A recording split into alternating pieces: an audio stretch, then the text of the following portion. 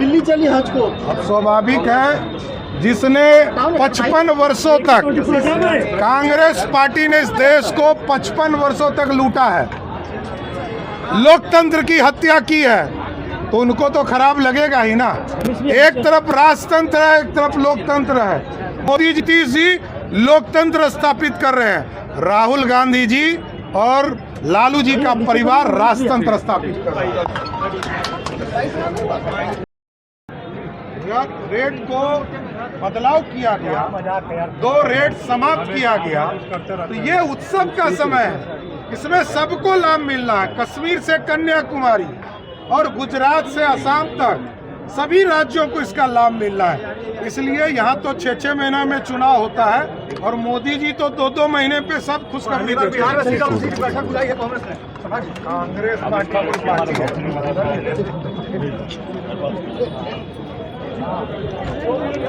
नमस्कार, मैं रूपा और आप देख रहे हैं रूपा की रिपोर्ट। आज मैं आपको बिहार में चुनावी माहौल पे कितनी सरगर्मियां हैं ये तो बाद ही बताऊंगी, लेकिन फ़िलहाल मैं आपकी मुलाकात महिला मोर्चा की महिला से करवाने वाली हूँ। और आज दशहरा भी है और दशहरा में कहते हैं कि देवी अगर कुछ कर ले तो क्या नहीं हो सकता है। दशहरा की शुरुआत हो चुकी है और देवी बहुत मायने रखती है, क्योंकि कहा जाता है कि 10 दिनों में ही ये विजयदशमी बताता है कि आखिर विजय किसका होगा। और इस बार विधानसभा चुनाव है, बिहार में तमाम पार्टियाँ लगातार दावे कर रही हैं, लेकिन इस बार बीजेपी का पलड़ा कितना भारी होगा ये हम आज इनसे बात करने वाले हैं। सबसे पहले मैडम नमस्कार आपका।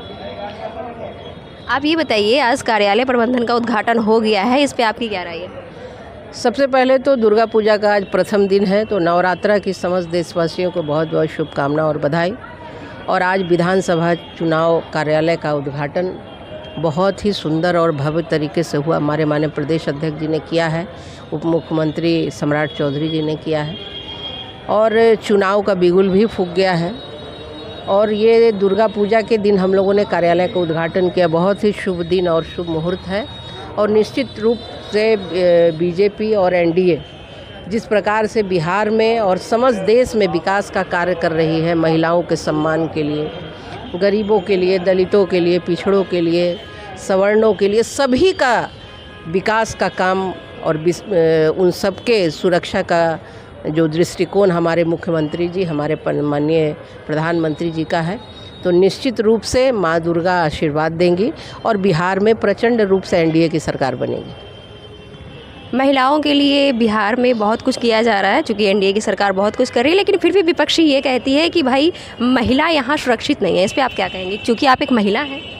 देखिए, बिहार में विकास कितना हुआ और देश कैसे बढ़ रहा है ये पूरी दुनिया बोल रही है, तो विपक्ष के कहने से कोई फ़र्क नहीं पड़ता है। और विपक्ष के लोगों को बोलने के पहले अपने गिरबान में झांक के देखना चाहिए। 15 वर्ष जो उनको शासन करने के लिए मिला था, तो महिलाओं की क्या सुरक्षा की थी उन्होंने?